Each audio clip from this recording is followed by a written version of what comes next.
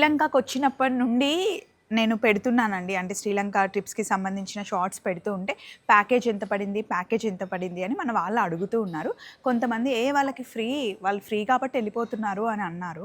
మాకేం ఫ్రీ కాదండి. Actually package వచ్చేసి 65,000. సో, మన ఛానల్ నుండి కొంచెం టూర్స్ అండ్ ట్రావెల్స్ గురించి చెప్తాం కాబట్టి, మాకు 55,000కి ప్యాకేజ్ ఇచ్చారు. ఒక్కొక్కరికి 55,000 4 నైట్స్ 5 డేస్ అనమాట. కాకపోతే 4 స్టార్ అకామిడేషన్ అవన్నీ కొంచెం మాకు తక్కువలో ఇచ్చారు, కానీ ఫ్రీగా ఎవరు పంపించరు. ఫ్రీగా ఎందుకు ఇస్తారండి అంతమందికి? ఊరికే ఆ మాట ఒకటి అంటారు. మాకు డిస్కౌంట్ అయితే ఇచ్చారు కాబట్టి, అండ్ వాళ్ళు మాకు చాలా కనెక్ట్ అయ్యారు కాబట్టి మేము వాళ్ళ గురించి ప్రమోట్ చేస్తున్నాం. కానీ ఇప్పుడనే కాదు, మా పెళ్ళైనప్పటి నుండి మేము ప్రతి సంవత్సరం 2-3 ట్రిప్పులు వెళ్తూనే ఉన్నామండి.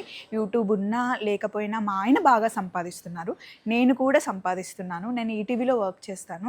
అండ్ ఛానల్లో ఇంతమంది సబ్స్క్రైబర్స్ కూడా ఊరికే రారండి.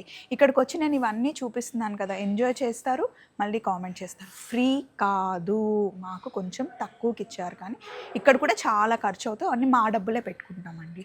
Thank you.